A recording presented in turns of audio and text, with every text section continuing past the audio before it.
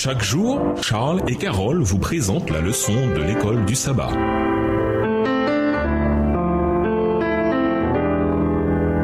Bienvenue à votre émission Dieu nous parle. Voilà, son de mercredi, œil pour œil. Lisons Matthieu 5, versets 38 à 48. Comment Jésus interprète-t-il la signification de la loi du talion? Comment l'appliquer aujourd'hui? Matthieu 5, les versets 38 à 48. Vous avez appris qu'il a été dit œil pour œil et dent pour dent. Mais moi, je vous dis de ne pas résister aux méchants. Si quelqu'un te frappe sur la joue droite, présente-lui aussi l'autre. Si quelqu'un veut plaider contre toi et prendre ta tunique, laisse-lui prendre ton manteau. Si quelqu'un te force à faire 1000, fais-en 2 avec lui. Donne à celui qui te demande et ne te détourne pas de celui qui veut emprunter de toi. Vous avez appris qu'il a été dit, tu aimeras ton prochain et tu haïras ton ennemi. Verset 44. Mais moi je vous dis, aimez vos ennemis, bénissez ceux qui vous maudissent, faites du bien à ceux qui vous haïssent et priez pour ceux qui vous maltraitent et qui vous persécutent, afin que vous soyez fils de votre Père qui est dans les cieux. Car il fait lever son soleil sur les méchants et sur les bons, et il fait pleuvoir sur les justes et sur les injustes. Si vous aimez ceux qui vous aiment, quelle récompense méritez-vous? Les publicains aussi n'agissent-ils pas de même? Et si vous saluez seulement vos frères, que faites-vous d'extraordinaire? Les païens aussi n'agissent-ils pas de même? Soyez donc parfaits comme votre Père céleste est parfait. Dans le Sermon sur la montagne, Jésus-Christ a cité des textes tirés de l'Ancien Testament, des textes que les gens connaissaient forcément. Mais il dénonça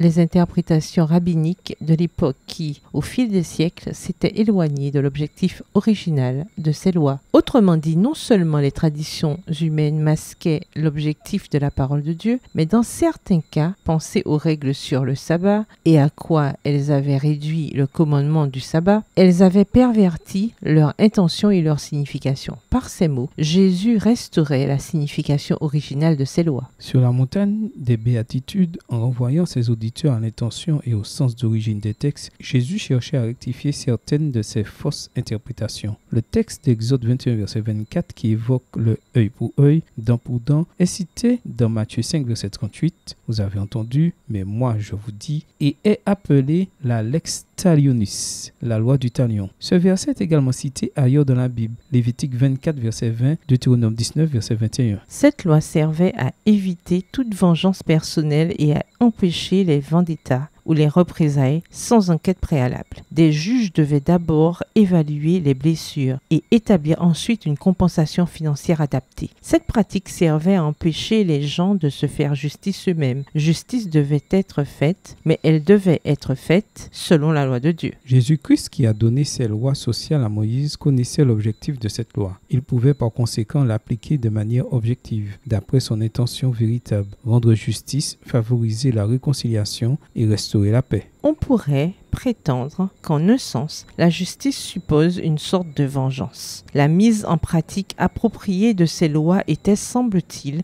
une tentative de trouver l'équilibre entre l'idée de justice et celle de vengeance. Le fait de savoir qu'un jour justice sera rendue vous aide-t-il à supporter toute l'injustice que l'on voit dans le monde aujourd'hui? Au revoir. Et à demain si Dieu veut. Dieu nous parle. Chaque jour, Charles et Carole vous présentent la leçon de l'école du sabbat.